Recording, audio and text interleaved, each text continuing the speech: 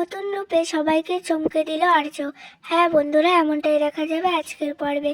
পুরোটা জানতে হলে ভিডিওটি দেখতে থাকুন। নমস্কার বন্ধুরা, আপনি দেখছেন বাংলা সিরিয়াল, আপনার প্রিয় বাংলা সিরিয়ালের রিভিউ আপডেটের ঠিকানা চিরদিনই তুমি যে আমার ধারাবাহিকে। আজকের পর্বে দেখা যায় সুমি আর অপু দুজন মিলে ছাদে যায় জামা কাপড় মেলার জন্য।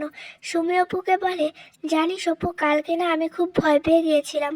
রাতের বেলা ঘুম ভাঙতেই দেখি তুই আমার পাশে নেই। তারপর ভাবলাম তুই হয়তো আর্য স্যারের সাথে দেখা করতে গেছিস। অপর্ণা তো এসব শুনে চুপ করে আছে, কিছুই বলছে না। সুমি বলে, তারপর ভাবলাম রাজলক্ষ্মী ম্যাডাম তো বারণ করে দিয়েছেন, এখন আর্য স্যারের সঙ্গে দেখা করা যাবে না। কিন্তু জানিস অপু, আমি যখন সিঁড়ি দিয়ে ছাদে উঠছিলাম তখন একটা ছেলের আওয়াজ পেয়েছিলাম। অপর্ণা তখন মনে মনে বলে, যাক বাবা, বাঁচলাম, ভালোই হয়েছে মা আর্য স্যারকে দেখতে পাইনি। যদি দেখে ফেলতো তাহলে কি যে হতো। তখনই সুমি ছাদের পাশে একটা ঘড়ি দেখতে পায়। সুমি তো বলে, এটা কার ঘড়ি রে অপু, খুব চেনা চেনা লাগছে। অপর্ণা তখন মনে মনে বলে, এ কি, এটা তো আর্য স্যারের ঘড়ি, এবার আমি কি বলবো মাকে। তখনই সুমি বলে, কি রে অপু, এটা তো আর্য স্যারের ঘড়ি, আর এটা এখানে এলো কি করে? অপু, তুই আমাকে সত্যি করে বল, কাল রাতে কি এখানে আর্য স্যার এসেছিল? অপর্ণা তখন বলে, না মা, তুমি যে কি বলো না, আর্য স্যার আমার কাছে এই ঘড়িটা রাখতে দিয়েছিল, আর আমি হয়তো মনের ভুলে এখানেই ফেলে গেছি। সুমি তখন বলে, বেশ ঠিক আছে, এবার নিচে চল। এরপর দেখা যায় অপর্ণা তৈরি হয়ে কলেজে চলে যায়, সঙ্গে আর্যর ঘড়িটাও নিয়ে যায়। অপরদিকে আর্যদের বাড়িতে তারাসুন্দরী মা আসে। রাজলক্ষ্মী তারাসুন্দরী মাকে দেখে বলে, এ কি তারাসুন্দরী মা, আপনি এই অসময়ে নিশ্চয়ই কিছু বলতে এসেছেন। তারাসুন্দরী মা তখন বলে, সব কিছু থেকে ওদের মুক্ত হতে হবে। রাজলক্ষ্মী তখন বলে, কিসের মুক্ত হবার কথা বলছো মা? তারাসুন্দরী মা বলে, অতীতের কালো ছায়া পড়ে আছে সব জায়গায়। রাজলক্ষ্মী তখন বলে, মা তবে এই সমস্যার সমাধান কি? তারাসুন্দরী মা বলে, পুজো দিতে হবে।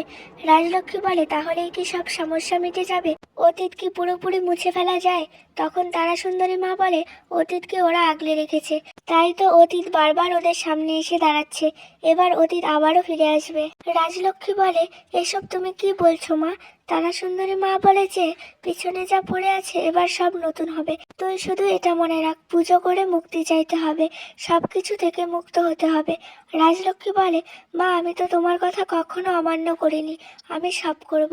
অপরদিকে অপর্ণা কলেজ থেকে রেজাল্ট নিয়ে বাইরে বেরিয়ে আসে। রুম্পা অপুর রেজাল্টটা দেখে বলে, সত্যি অপু, তোর রেজাল্টটা একেবারে ধরা ছোঁয়ার বাইরে, বাঁধিয়ে রাখার মতো। তখনই অপর্ণার ক্লাসের দুজন মেয়ে আসে অপর্ণার সাথে কথা বলতে। বলে যে, কি রে অপু, তোর এত ভালো রেজাল্ট কি করে হয় বলতো? অপু বলে, কিছুই না, আমার একটু পড়তে ভালো লাগে ব্যাস। মেয়েগুলো বলে, শুনলাম তোর নাকি বিয়ে ঠিক হয়েছে, আর আমাদের নেমন্তন্ন করবি না? অপু বলে, পুরো ক্লাস নেমন্তন্ন করবো নাকি? মেয়েগুলো বলে, আরে না না, শুধু আমাদের করলেই হবে।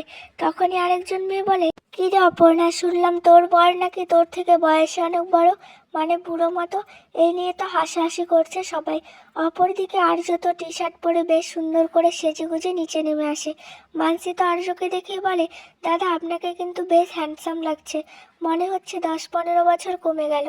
রাজলক্ষ্মী তখন বলে, আমার ছেলে কিন্তু এমনিতেই খুব সুন্দর, তাছাড়া এখন তো দেখেই চোখ দুটো ধাঁধিয়ে গেল। আর্য তখন বলে, মানে? আমি তো বুঝতেই পারছি না তোমরা কি বলছো, এত সিম্পল একটা পোশাক। রাজলক্ষ্মী তখন বলে, তাতেই তোমাকে অন্যরকম লাগছে।